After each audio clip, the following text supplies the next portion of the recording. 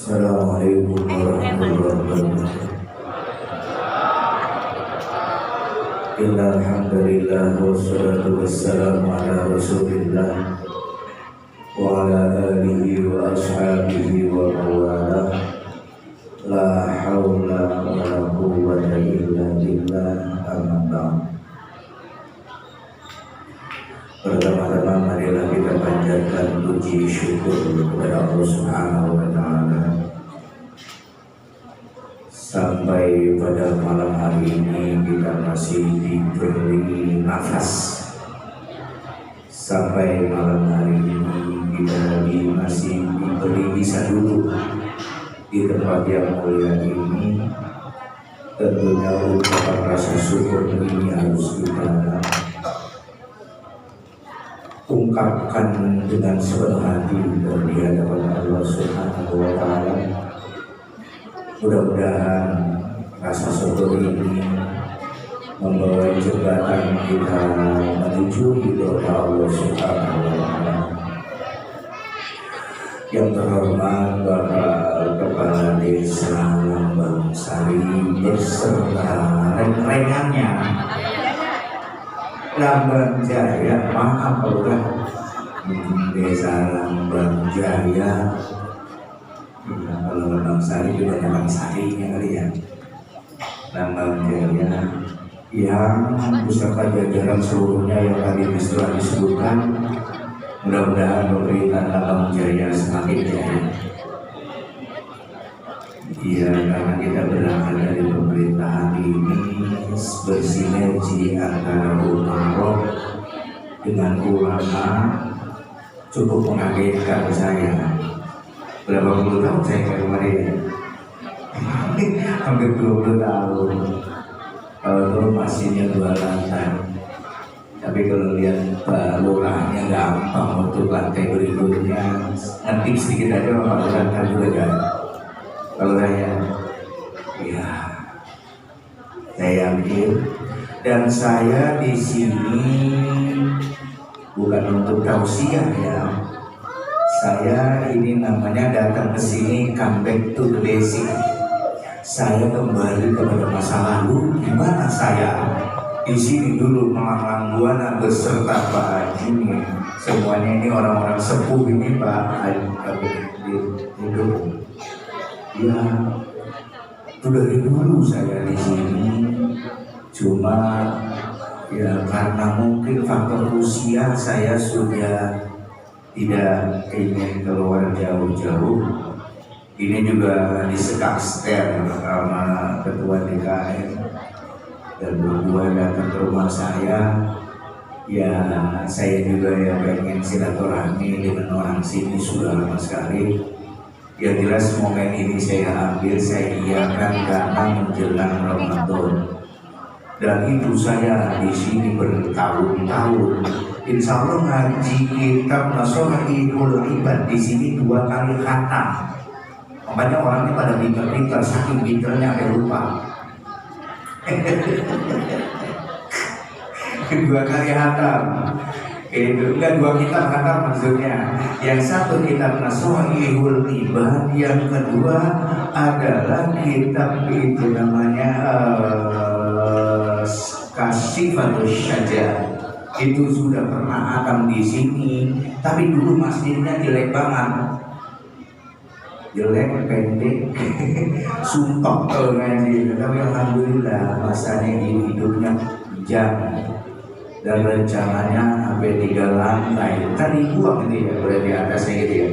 Ya Pak Lurah tenang aja, masih Pak Lurah bilang tenang, kan juga beliau yang nyarikan dana. Tadi kan udah ngeluh pemasukannya cuma perumahan doang, tenang Pak Lurah. Iya, bilang aja si Pelik. Bosan kan si Pelik ya? Udah. Iya si Pelik. Sentil deh kupingnya dari luar. Nggak tahu luar apanya. Para bapak ibu yang saya hormati, ya saya pribadi minta maaf dan orang sini mau puasa. Dosa saya dulu mungkin gak pernah saya ngomongin, saya kan pergi-pergi. Jadi saya sudah membatasi diri untuk keluar karena faktor usia. Semakin lama usia, kulit semakin tipis. Nggak boleh kena angin dikit, masuk angin. Nah, itu karena di sini masuk angin.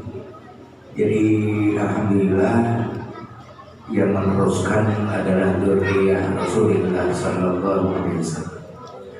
Kemudian yang terhormat para habaib yang juga memberikan barokah kepada kita semua.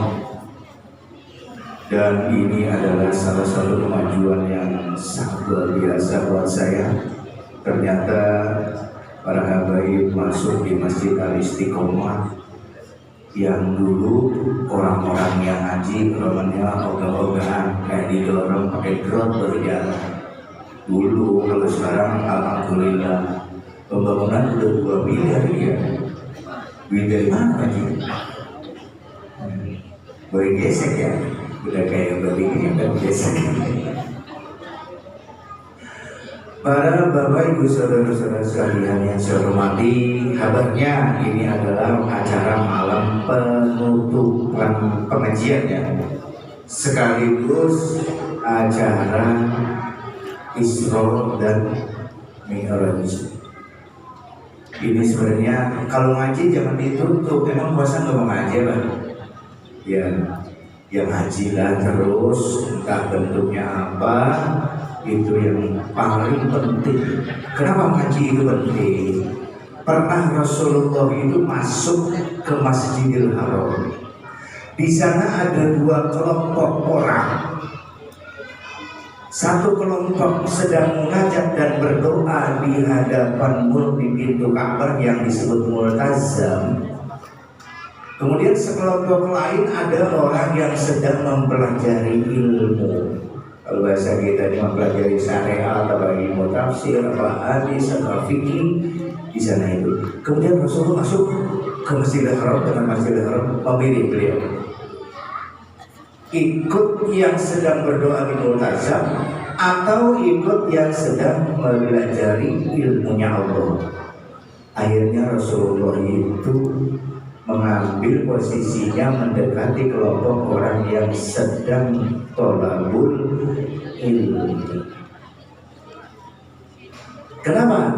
Karena kan kalau Rasulullah ikut kepada orang yang sedang berdoa di tempat yang istimewa yang namanya Multazam, orang berdoa itu biasanya mintanya buat siapa itu biasanya kalau kita berdoa? Buat TPK ya? Berarti kepentingan pribadi. Tapi Rasulullah mengambil kelompok yang sedang taklim, sedang belajar ilmu agama. Kenapa? Karena itu adalah kelompok yang sedang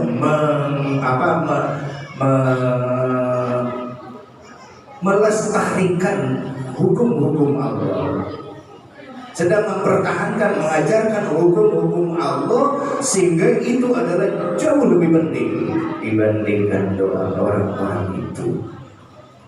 Sehingga Rasulullah pernah menyampaikan begini.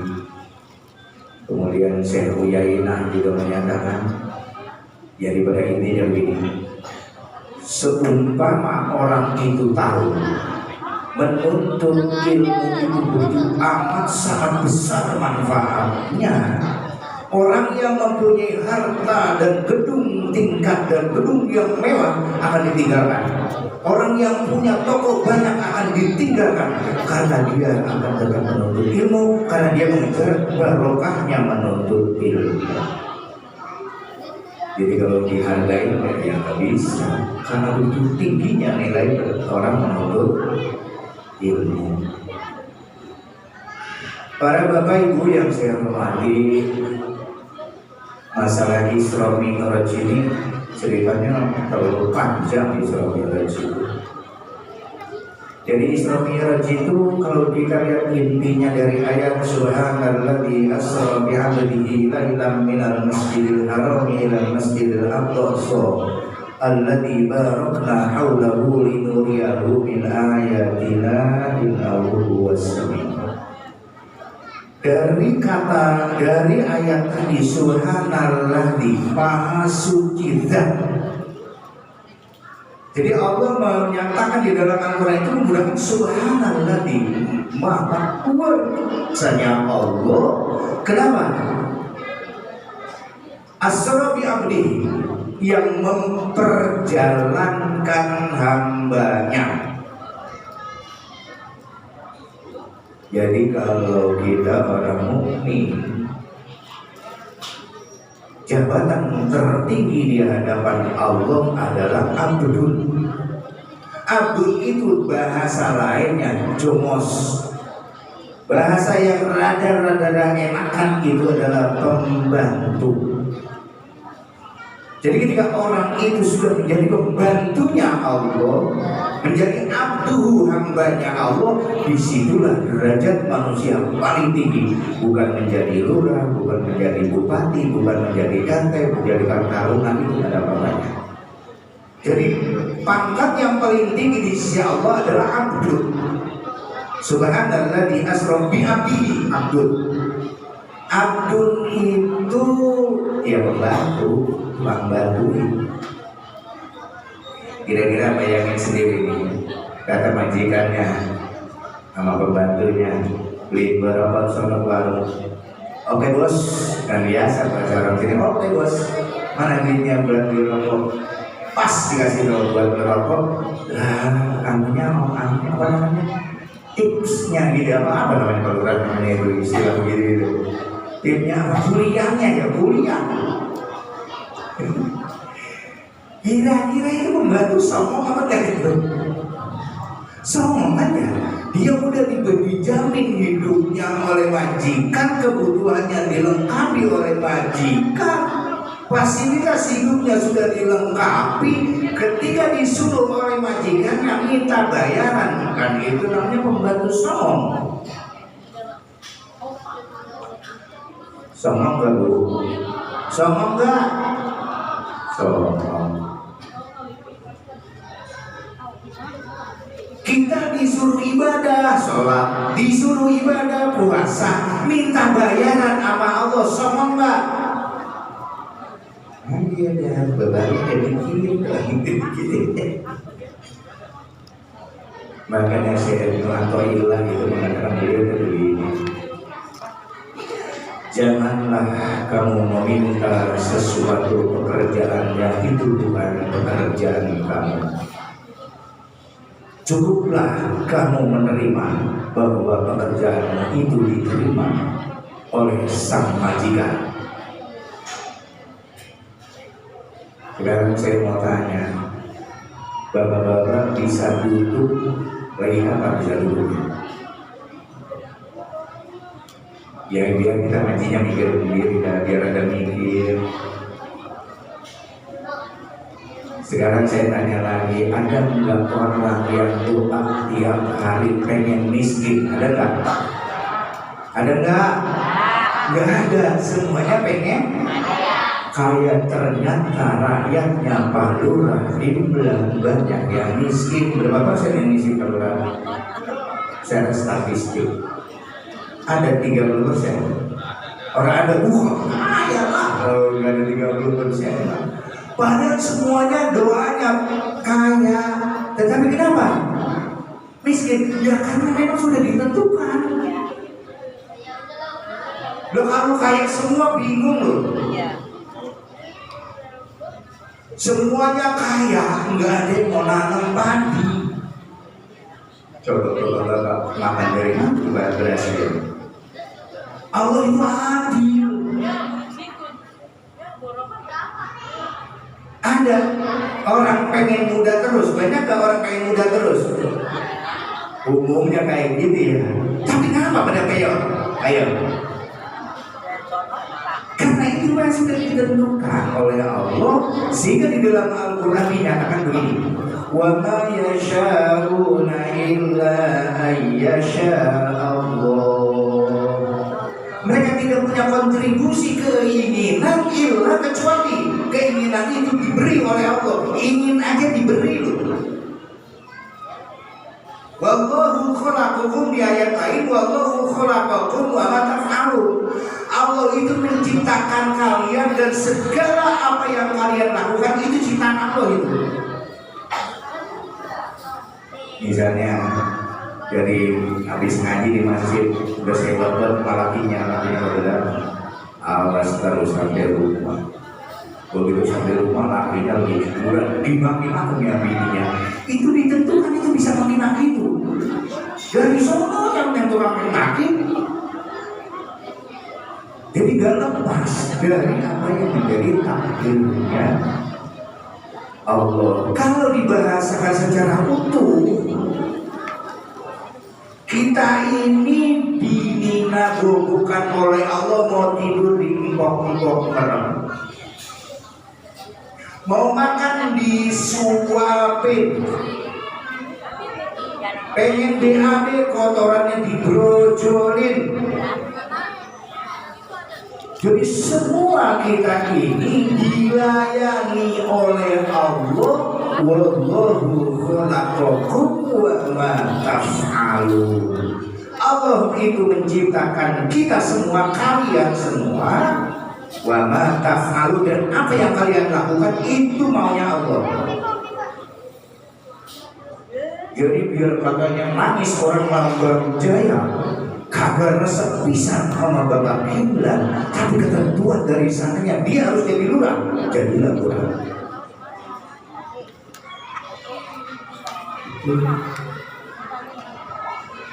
Jadi kita itu tidurin, makan dimaafin, disuapin sama Allah. Ada nggak orang pengen makan gak bisa nyuap? Ada nggak orang gak bisa nyuap? Coba dikasih dia penyakit nggak usah setruk, 2 beca. Kalau setruk kan jelas nih kan, nggak nyuap, pengen nyuap ya tapi nggak bisa. Jadi kita hidup di dunia ini, kalau bahasanya peribahasa, seperti naruh telur di ujung tanduk. Kita lemah sedikit saja, berarti kita lepas dari iman kita sendiri. Makanya betul ketika kita memperingati membaca maulid Rasul, karena kita sangat bergantung kepada Rasulullah Sallallahu Alaihi Wasallam. Jadi peristiwa Isra Mi'raj ini sesuatu yang sangat luar biasa dan enggak bisa masuk akal. Sebab dalam satu riwayat, perjalanan Rasulullah dari Mekah ke Palestina, kemudian ke Sidratil Muntaha menghadap Allah, tempat yang beliau bekas tidurnya itu masih hangat, Rasulullah sudah kembali. Oke lah, pada saat ini kita anggap pada musim panas, ya mungkin 1 jam. Jadi perkiraan itu Rasulullah itu ke Palestina, ke Sidratil Muntaha, mendapat ngobrol dengan para nabi yang ditugaskan untuk di langit pertama, kedua dan seterusnya.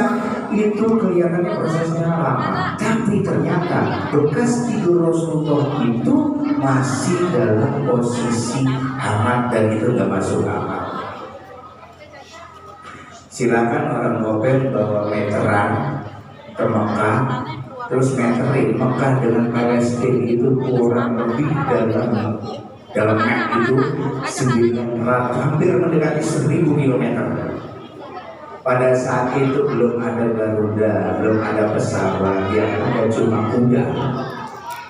Kalau dikalkulasi kecepatan orang berjalan atau berkuda, itu diperkirakan 1000 km itu perjalanan orang itu bisa setengah bulan dengan onta. Apalagi onta dan pertama ketemu, kok kenapa pakai kuda?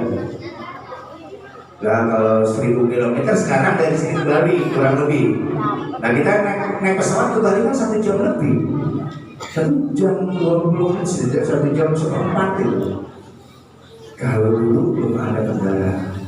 Tapi Rasulullah itu begitu selesai Isra dan Mi'raj menyampaikan pelajaran itu kepada umatnya, wajar nggak masuk akal.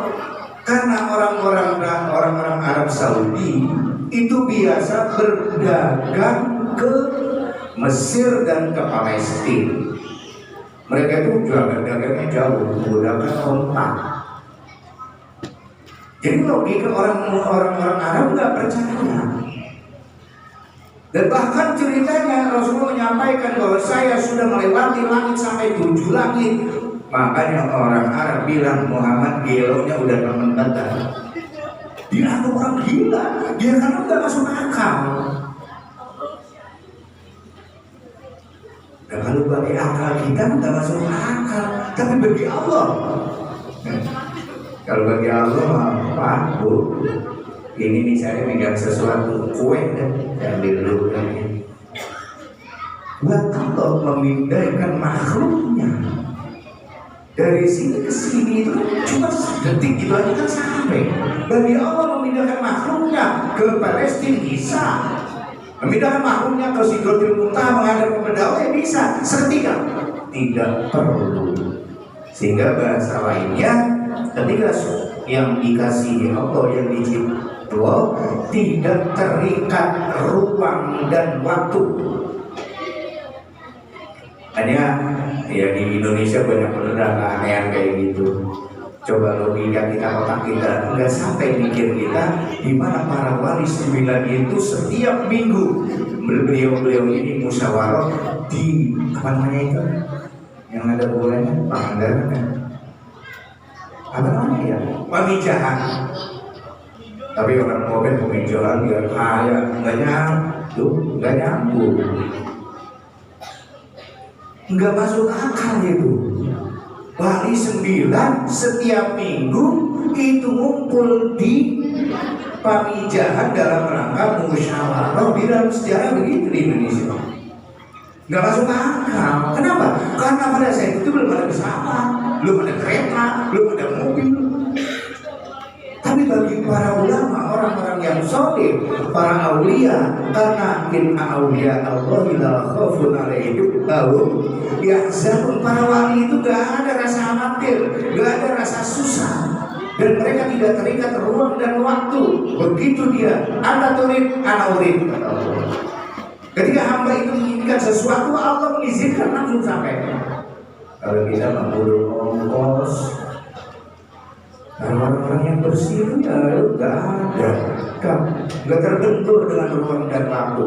Ketika mau kemana sampai, ketika itu mesti orang-orang yang semacam ini adalah untuk kepentingan agama dan nggak masuk akal. Wali seminggu sekali kumpul, bayangin dari Surabaya ke Pemijahan, tuan rumahnya Syekh Muhyi namanya, itu nggak masuk akal. Tapi orang soleh tidak terpengaruh dengan ruang dan waktu.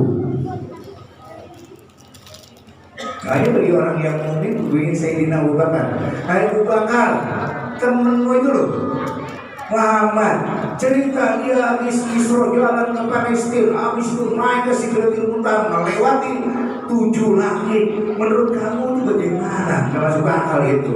Kalau kata Sayyidina Abu Bakar, kalau yang bicara itu Muhammad lebih cepat dari itu, aku percaya. Di situ loh hebatnya Sayyidina Abu Bakar iman. Nah pada saat itu ada yang tanya orang-orang Mekah, orang-orang musyrik, orang Mekah itu. Orang muslim tanya, "Hai Muhammad, kalau kamu benar ceritanya sampai bisa naik ke langit 7, sampai ke Palestina aja nggak masuk akal, apalagi sampai naik. Sekarang gini aja Muhammad, angkat kaki kananmu, diangkat. Udah diangkat, coba ke kiri, yang kiri diangkat lagi." Kata Rasulullah begini, nah untuk menjawab pertanyaan ini kamu tanya kepada Sayyidina Ali. Orang yang bertanya tadi kemudian silaturahmi mau tanya kepada Sayyidina Ali, diantar oleh para sahabat sesuai dengan perintah Rasulullah. Beberapa sahabat mengantarkan ke rumah Sayyidina Ali. Begitu sampai ada apa? Ini ada pertanyaan orang ini, kata sahabat yang lain. Dia sudah, ngomong. Jadi tadi saya begini. Kemudian Rasulullah nggak langsung nggak menjawab semua, suruh ente yang jawab. Apa jawaban Sayyidina Ali? Pedangnya dicabut, langsung dipegal lehernya, gelinding kepalanya. Para sahabat yang ada itu, ente ini bahasa kita ya, orang bangsa berubah pakai bahasa apa? Bahasa Kopeng. Ini dia suruh nanya, lah kenapa nih yang jawabnya begitu? Orang ini adalah orang muda berdegong, kata Mbak Imlan.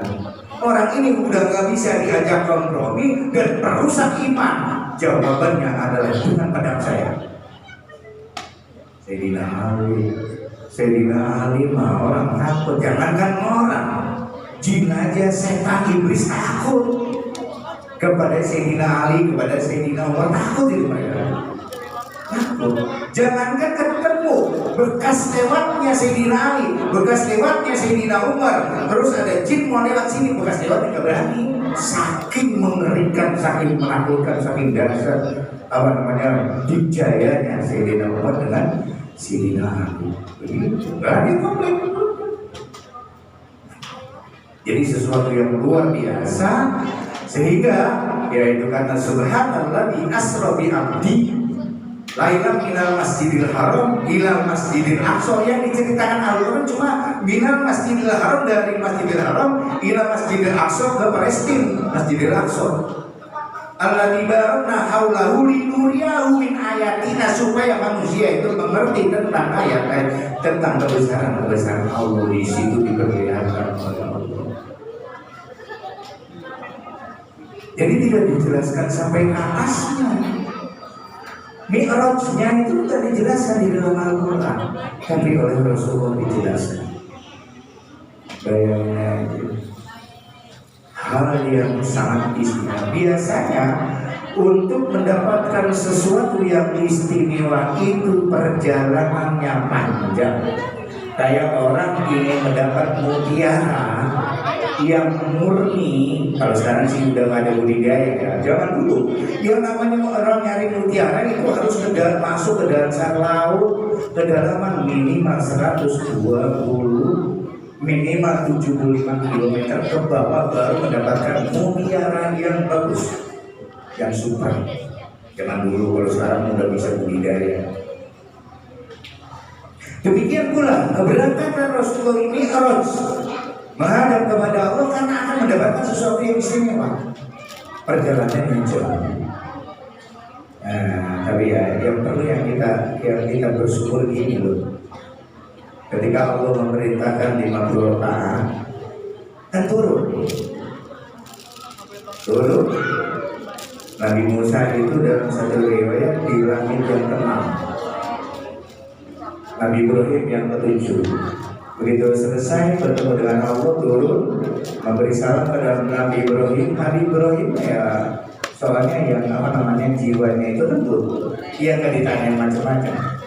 Begitu di langit yang ke-7 ditanya Nabi Musa, dapat apa ente?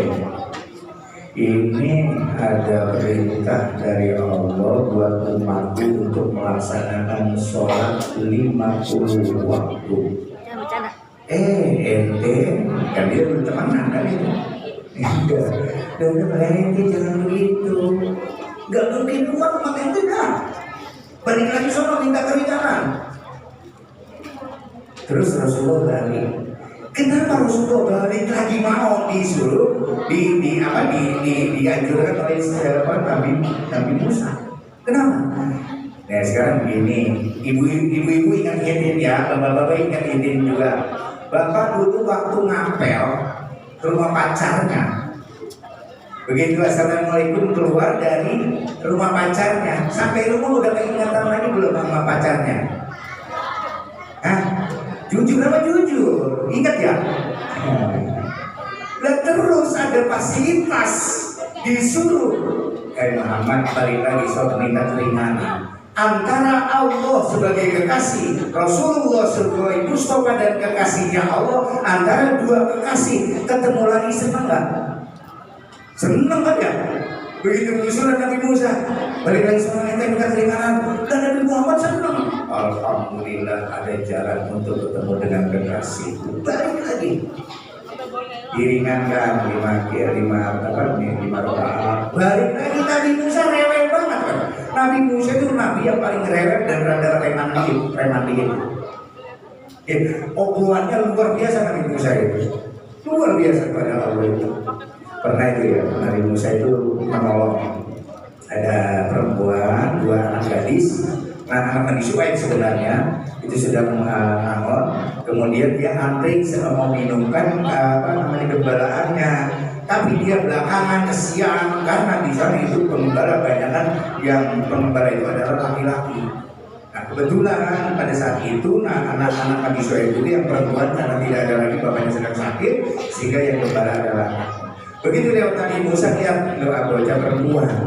Itu apa ya? Paling dibayar. Apa neng? Bahasa kitanya. Ini ngantri laris. Begitu mau ya orang lelaki lah, kita perempuan kalah, nggak boleh dah belakangan. Udah saya dia ngantri dua anak Nabi Syuaib. Kemudian Nabi Musa karena kasihan, ada batu besar diangkat. Besarnya itu bisa diparani, itu diparesin sampai jadi sumur. Diangkat batu itu, kemudian mengeluarkan air, sumur Nabi Musa namanya sekarang ada. Terus sirup kembalaan kambingnya tadi suruh minum. Lucunya begitu, Nabi Musa kan pada saat itu habis, kalau kayak kita malah dikejar-kejar oleh Fir'aun CS. Karena Nabi Musa nggak sengaja ada orang berantem dipisahin, ketempelennya mati itu orang. Akhirnya Musa dari ada yang ngasih tahu bahwa kamu sedang mencari apa dibunuh. Akhirnya Nabi Musa menyingkir dari Mesir. Ada masalah di Indonesia. Apa?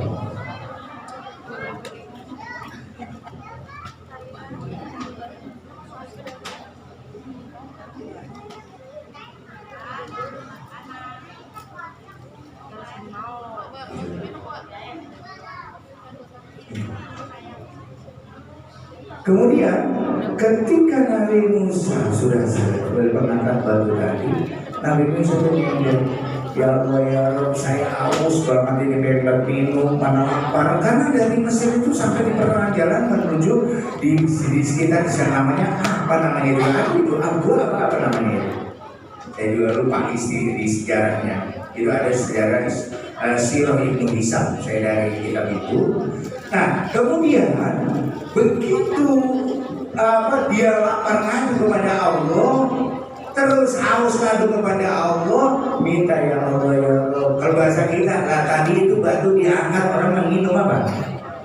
Lembaga kayak orang kopet, karena beliau mengangkat batu dalam rangka membantu yang kemudian adalah anak Nabi Soleh. Itu beliau tuh gak mau minum air yang dia sudah hadiahkan kepada orang.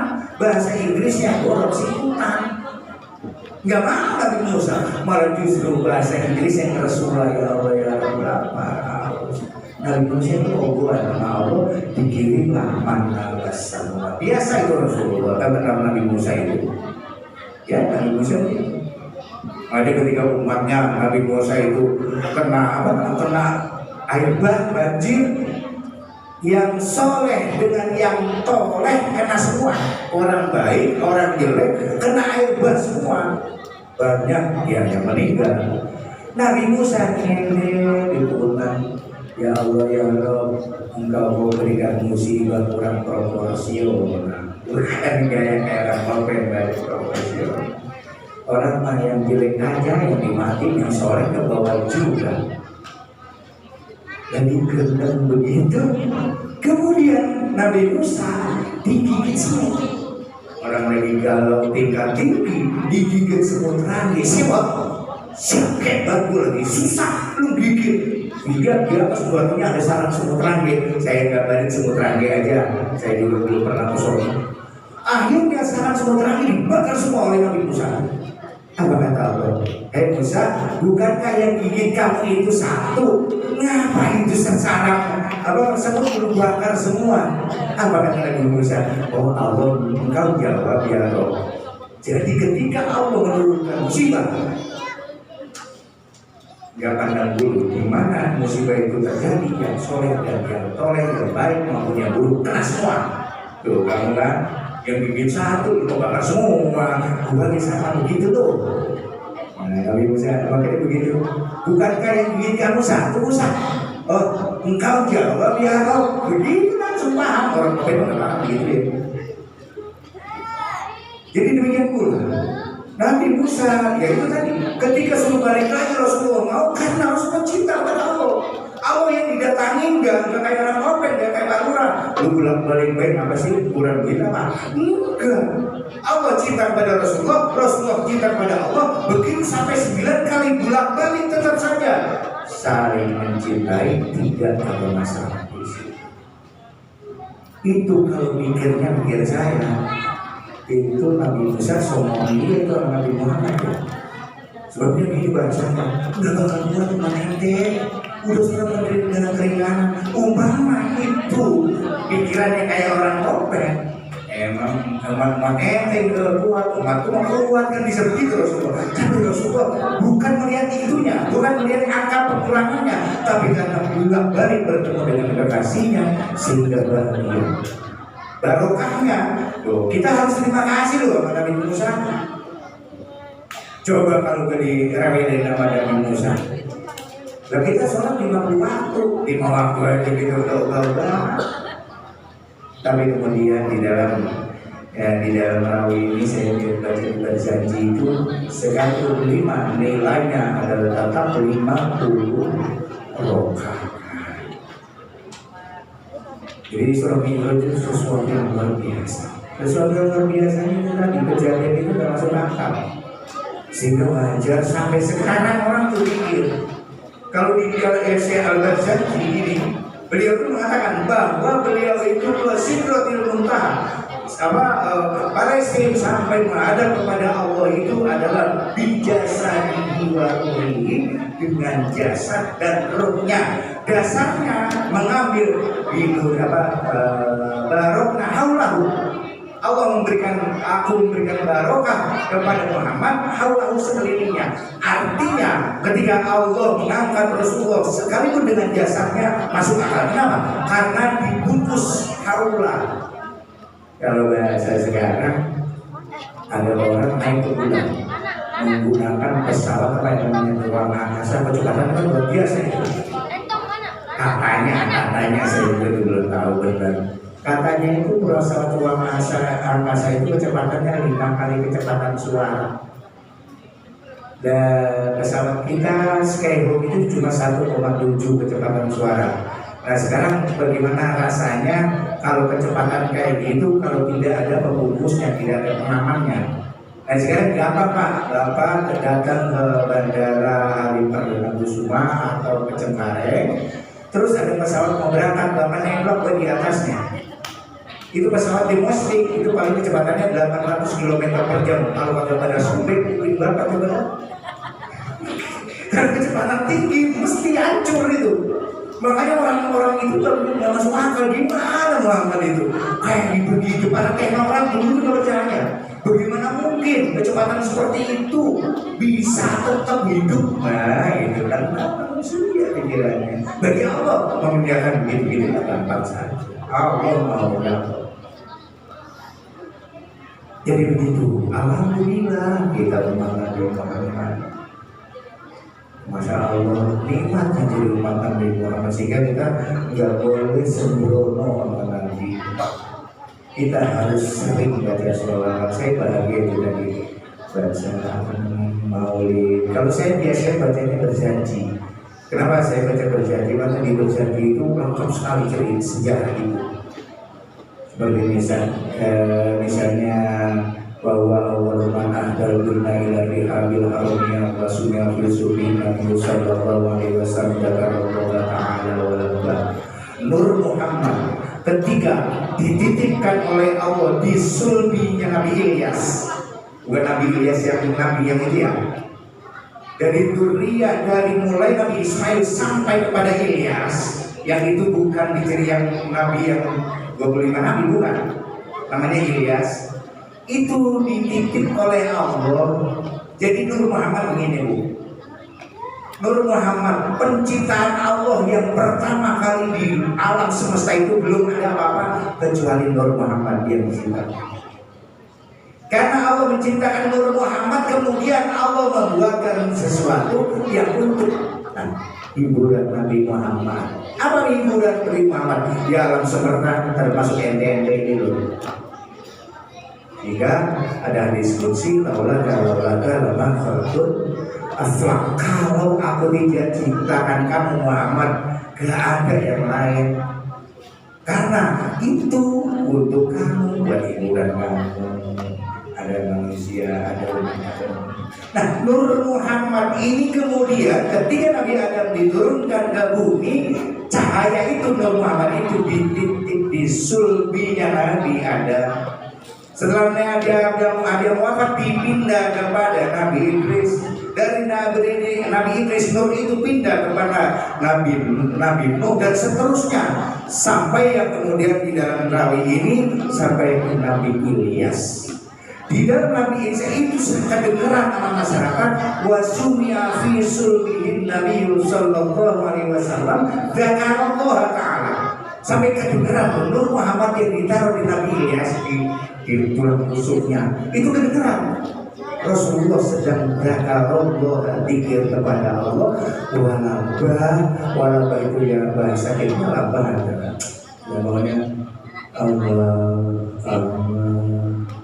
sambil ucapan rindu kepada Allah. Itu nurnya. Jadi Allah itu merahasiakan. Sebab kenapa dirahasiakan oleh Allah? Orang Yahudi, orang ahli kitab, baik itu kitabnya Taurat maupun ahli kitab Injil, mereka itu paham betul kepada Nabi Muhammad SAW. Sebab di dalam dua kitab itu lengkap ciri-cirinya.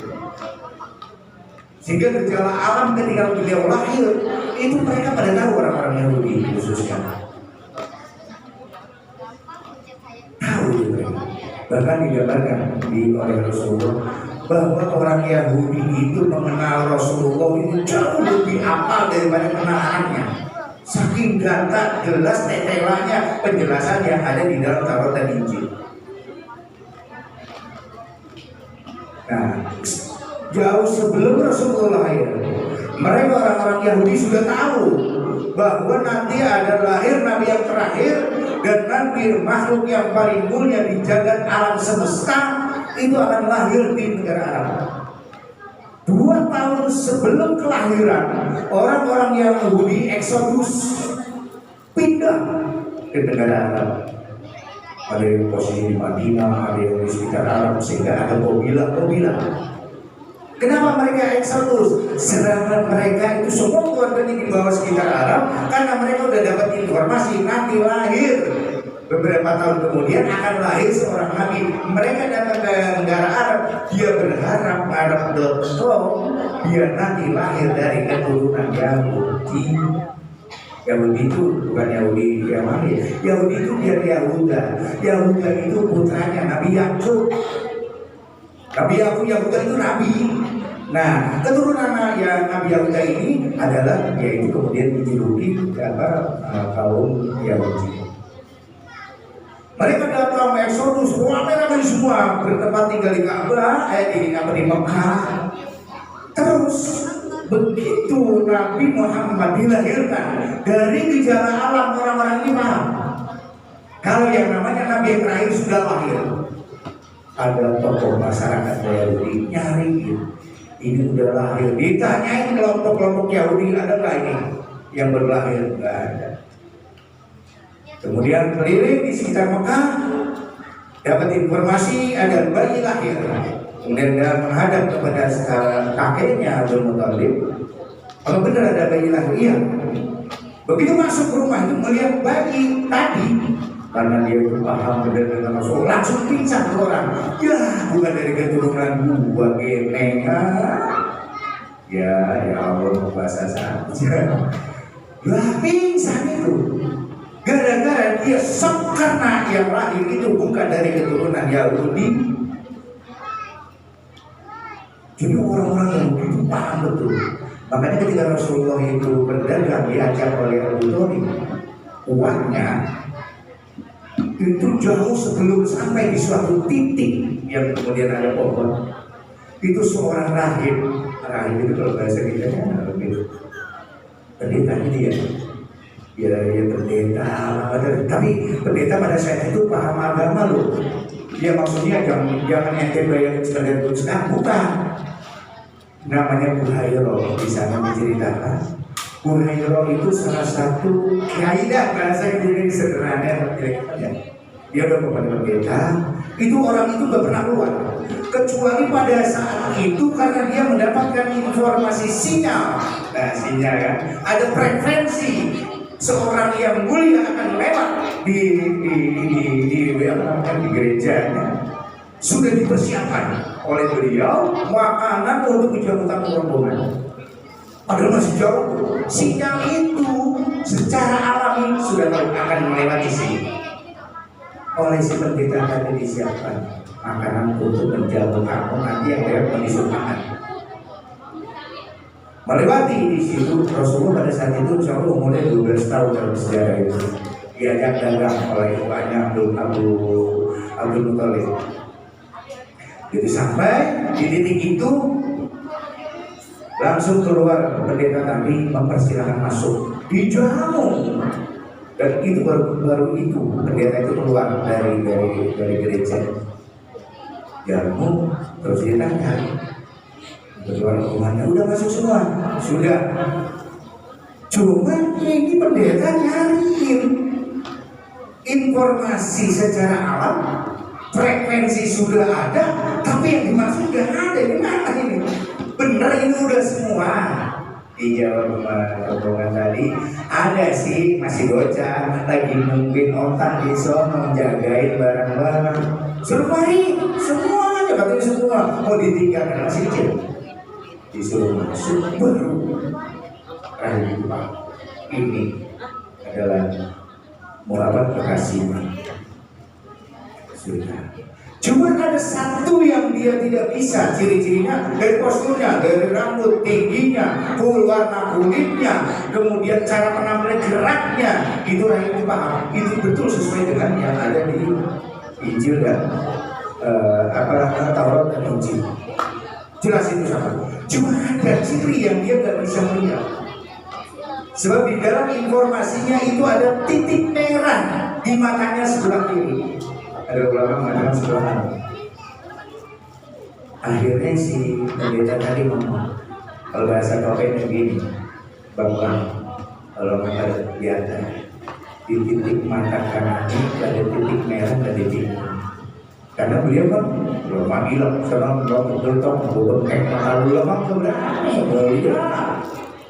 Tadi tahu kalau itu adalah Akromul Akhromin, paling mulianya orang mulia itu Rasulullah. Begitu dikasih tahu benar ada titik merah, langsung percaya. Akhirnya si Rahim tadi bilang sama Abdul Muthalib, tolong ente jangan teruskan dagang ke Palestina, pulang saja. Dan biar nanti dia jual di daerah Mesir sini aja, jangan pindah ke Palestina. Abdul Muthalib tanya, kenapa?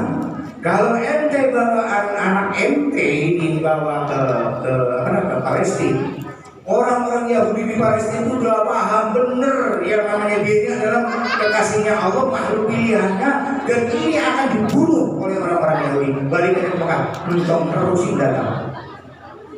Nabi Muthalib, ya karena beliau itu orang yang ngomong itu orang soleh, orang berilmu, sehingga kembali ke Mekah. Dan kembali ke Mekah, sehingga kalau bahasa orang Papua, untung itu memutuskan hari Allah begitu ceritanya. Cuma berarti begitu. Kita yang menjadi umat Nabi Muhammad itu loh, kagak kenal Nabi kan namanya. Allah sudah memberikan warning kepada kita. In kuntum tuhibbunallah fattabi'uni yuhibbukumullah wa yaghfir lakum dzunubakum. Kata Allah, Man, kasih tahu. Kalau Allah bilang, Man, sopan-sopan aja ya. Tapi kan ayat Nabi begitu, kul, katakanlah, Man, kepada umatku semua, in kuntum tuhibbunallah, jika kalian benar cinta pada Allah, enggak bisa cintaku akan aku berikan kepada orang tersebut. Caranya bagaimana biar dapat? Fattabi'uni, kasih tahu. Ikutlah kalian kepadaku, maksudnya punya adalah Rasulullah. Jadi syarat mutlak mendapat cintanya Allah itu harus melalui mengikuti jejaknya Rasulullah Sallallahu Alaihi Wasallam. Bila orang prophet bacaan berkat salamatan apa itu masya Allah. Di rumah saya itu teman-teman, ayo seminggu sekali namanya juga ngarep.com ya. Ngarep.com kali aja kita sering menyebut Rasulullah namanya, kita kasih Allah kali aja kita ke bawah nanti diberikan syafaat. Itu mengenai kita. Jadi itu sesuatu yang luar biasa itu kan itu. Makanya bahasa yang paling enak itu bahasa ini. Allahumma sholli ala sayyidina Muhammad. Ketika kita Allahumma, ya Allah, berarti kita ngadu kan ya Allah, yang menentukan kan Allah. Ya Allah ya Rabb, sampaikan salam saya kepada kekasihmu Rasulullah Muhammad Rasulullah. Kita minta kirim salam kepada Rasulullah, tapi via Allah Subhanahu wa Ta'ala. Sementara Allah mencintai Rasul, Rasul mencintai Allah, Rasulullah dicintai oleh Allah. Nggak mungkin kita titip salam kepada Allah tidak disampaikan kepada kekasihnya. Logika kita itu. Makanya betul itu. Allahumma, ya Allah yang memberi. Sholli ala sayyidina Muhammad, sampaikan salawat dan salam kepada junjungan kami Nabi Muhammad Sallallahu Alaihi Wasallam. Kita minta kepada Allah, tolong surat ini sampaikan kepada kekasihmu ya Allah, yaitu yang namanya Muhammad. Allah mencintai Rasulullah, nggak mungkin titipan kita pada nyampe.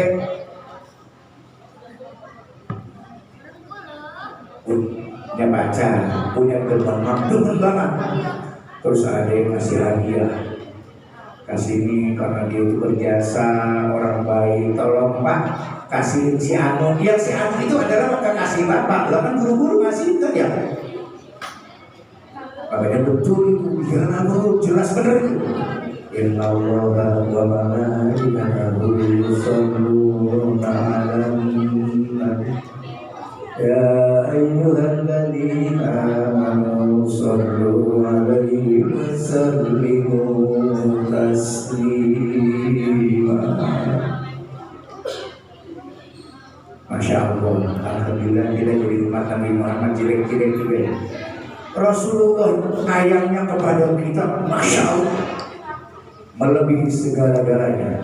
Seharusnya logika kita, Rasulullah sekarang itu lagi asik-asik. Tapi apa yang terjadi? Digambarkan seperti ini, dua jari antara Allah dan Rasulullah. Sekarang Rasulullah itu sedang konsentrasi melihatin orang kopet. Rasulullah itu hafal sama kita dan bin kita.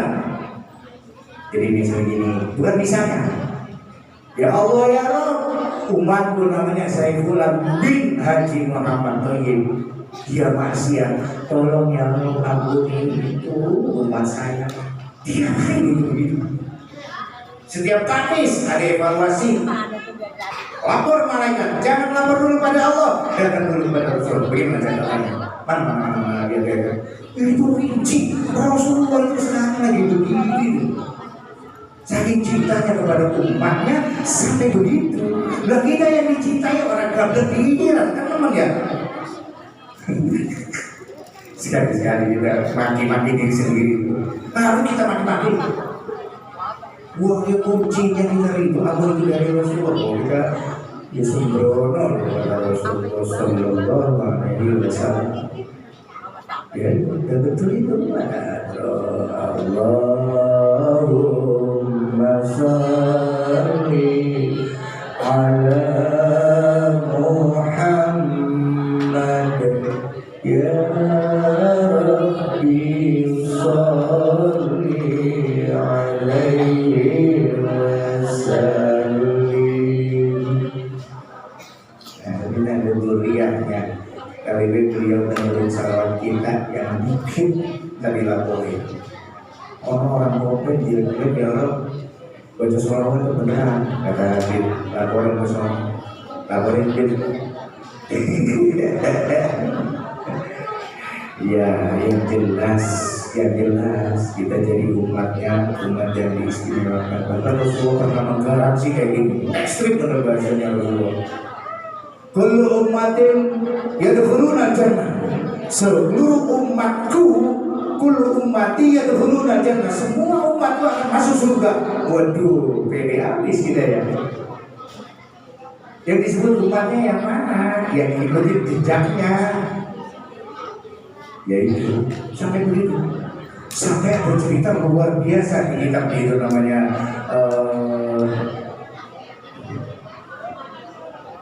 Tibyanul Insan. Nah, dari kitab itu diceritakan begini. Ketika Rasulullah sedang asik di surga, sudah sering kan masuk surga yang neraka. Itu malaikat Jibril diperintah oleh Allah, hei Jibril, coba kamu sidang ke neraka. Sedang apa? Bagaimana situasi dan kondisi? Kalau orang minat suruh Pak RW, misalnya diperintah oleh Allah, langsung menjalankan perintah ke neraka. Di kitab Tarbiyul Ghafilin, insyaallah. Kemudian malaikat Jibril sidang sesuai dengan protap yang telah diperintah oleh Allah. Datanglah ke neraka. Hai Malik, bagaimana keadaan? Masih kondusif? Oke. Masih berjalan normal. Penyiksaan tetap seperti apa yang menjadi apa ketentuan. Gitu. Terus itu ada kata-kata dari malaikat Jibril. Kata-kata Muhammad Rasulullah. Hai Malik, kalau masih ada umat Nabi Muhammad. Begitu umat Nabi Muhammad kata Muhammad itu penduduk neraka tadi bocor-bocor sekencang-kencangnya. Apa itu? Wahai Malik, kau disebut Muhammad itu adalah nabiku. Akhirnya apa? Jibril, kalau ente sudah selesai tugas, tolong sampaikan salam kami, kata penduduk neraka. Umatnya Muhammad itu masih ada yang di neraka. Salam. Berangkat. Selesai tugas, menghadap kepada Allah. Gimana Jibril? Sesuai dengan prosedur yang ada, tetap aman. Cuma yang ada masalah ya Rabb ini. Pada umat Nabi Muhammad itu kok kirim salam.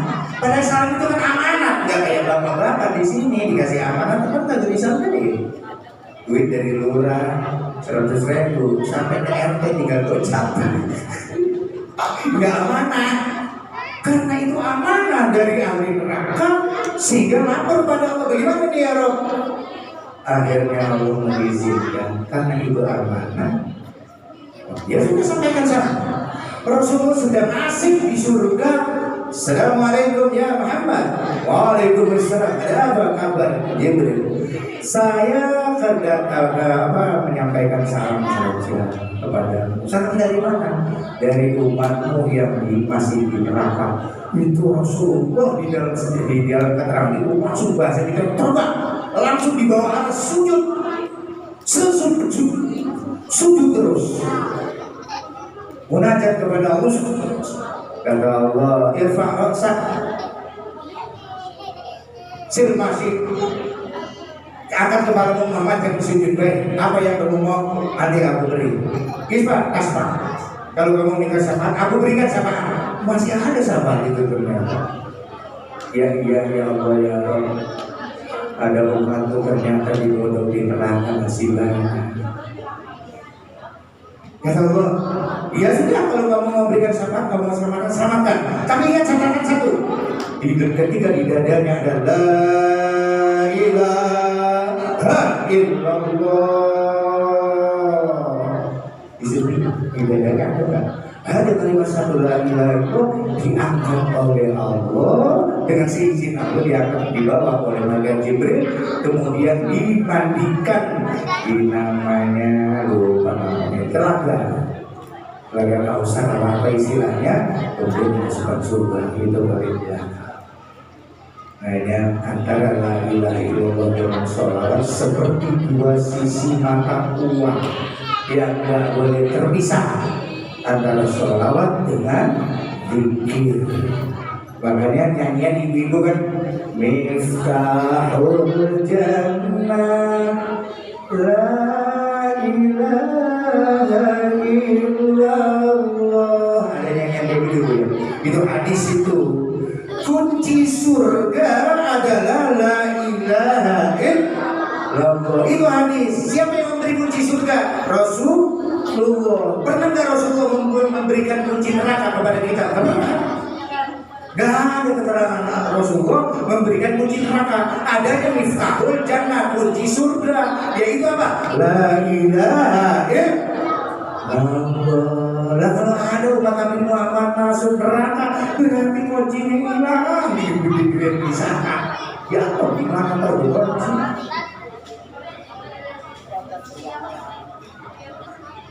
Makanya Pak, la ilaha illallah salam itu pakai ilmu, sehingga ketika menyebut la ilaha illallah kita yakin benar tidak ada Tuhan, cuma Allah saja. Harus yakinnya. Yakin ini harus melalui ngaji dengan hadir. Ilmu syariat sangat dibutuhkan untuk memahami terhadap ajaran-ajarannya Allah, biar kenal Allah. Kalau kita sudah mengerti syariat, aturan-aturan agama, kemudian kita tahu diri. Nah, ketika kita tahu diri, maka akan mengenal siapa Tuhan kita. Bahasa Rasulullah, man arafa nafsa, arafa rabbah. Orang yang kenal dirinya, siapa dirinya? Adalah dia akan kenal Allah. Diri kita siapa? Kita itulah haula wala quwwata illa. Bila kita inilah haula, enggak punya daya, enggak punya kekuatan, kecuali punya daya dan kekuatan itu diberikan oleh Allah. Bisa duduk dari Allah, bisa ciplak dari Allah, bisa dengar dari Allah. Jadi kita semuanya serba gratis dari Allah. Udah digratisin rewel lagi. Baru dia dikasih sakit. Dosa apa boleh dia sakit mulut? Dosa abrek kata malaikat. Gak usah nanya begitu, udah berdosa banyak. Manusia dari namanya dia udah salah. Insan itu dari kata nasia, lupa. Boleh jelek kan? Jadi kalau bahasanya sebagus-bagusnya sepiten, tempat apa itu? Tokai kan? Biar katanya itu sepiten dari emas, tetap aja tempat lain. Al-insan bahasanya mahalul khotob. Insan manusia itu tempatnya lupa dan apa? Lalai. Itu tempatnya aja belum lupa, belum lalai, udah tempatnya jelek. Wah ini mau kalah, baru punya sendal jepit motor, baru beli rumahnya udah kayak gatot kaca ketek hilang. Begini weh sombong. Diberi ilmu udah sombong. Kita diberi ilmu, apa yang memberi lu? Jadi saya ngomong begini nih, kemudian Bapak diberi paham. Bukan saya yang memberi paham kepada Bapak, Allah itu loh yang memberi paham. Kalau ada orang, ada guru ngaji siapa saja, merasa dia bisa memberikan kepahaman kepada muridnya, itu yakin orang itu keliru. Itu. Ini bukan barang-barang murid, itu kan murid saya, dia pintarkan dari saya. Itu guru cebrik bahasa Inggrisnya. Gak ada begitu. Semuanya kehendaknya Allah. Semuanya apapun la haula wala quwwata illa billah. Tadi yang sudah saya sampaikan, wallahu khalaqakum wa ma taf'alun. Allah itu menciptakan kalian dan apa yang kalian lakukan itu Allah ciptakan. Bisa duduk dari Allah, bisa dengar kuping ngaji dari Allah, bisa mendapatkan kepahaman dari Allah. Bahasanya Allah itu pernah beberapa kali menegur Rasulullah, qul inna huda Allah. Petunjuk itu adalah aku Muhammad. Kamu itu cukup menyampaikan saja, sampaikan apa basyiron wa nadhiron. Berpuluh ayat itu. Fungsi kamu Muhammad cuma menyampaikan bahwa berita gembira yang tunduk patuh dan ancaman bagi orang yang tidak patuh kepada Allah, itu doang. Ya sekalipun innaka la tahdi man ahbabta walakin Allah yahdi man yasha. Kamu itu Muhammad tidak akan memberikan arah yang baik. Tidak mungkin kamu bisa memberikan hidayah sekali yang kamu cintai. Inna la tahdi man ahbabta walakin Allah yahdi man yasha. Tapi Allah lah yang memberikan jalan orang itu menjadi orang baik atau orang jelek. Allah yang memberikan jalan. Wallahu a'lam. Itu saja yang dapat saya sampaikan. Saya kangen sama orang sini udah 20 tahun lagi ya. Sudah 20 tahun. Dulu di sini ngopi bareng, masih jelek kan udah bagus. Alhamdulillah sekarang ditambah ada gurunya. Mudah-mudahan masyarakat Kopen yang dulu desanya teman banget desanya teman banget sekarang berkembang. Alhamdulillah saya bersyukur. Terima kasih kepada masyarakat di Kopen ini, khususnya Pak Lurah cari duit, gampang Pak Lurah nyari duitnya.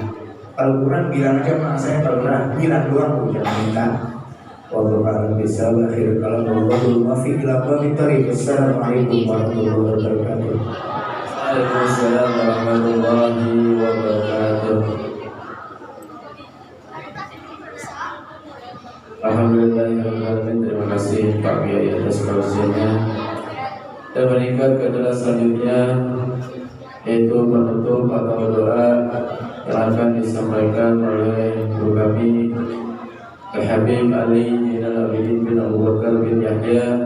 Namun sebelum ditutup dengan doa, saya pribadi karena sedikit lagi sudah mau bulan suci Ramadan, saya pribadi dan mewakili dari pengurus Masjid Jami Al-Istiqomah serta Ketua Pengajian Masjid Jami Al-Istiqomah memohon maaf apabila banyak kekurangan atau ada kesalahan karena sudah mendekati dari bulan suci Ramadan. Mohon dibukakan pintu maaf yang seluas-luasnya.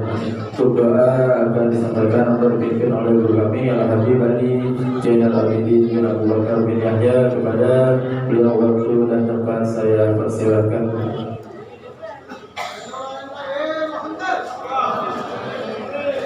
قال رسول الله صلى الله عليه وسلم أفضل نبيون من قبلي لا إله إلا الله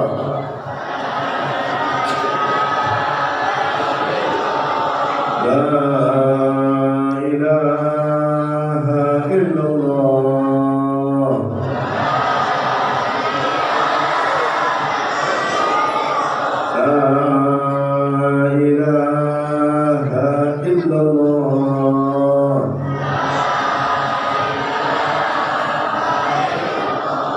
محمد رسول الله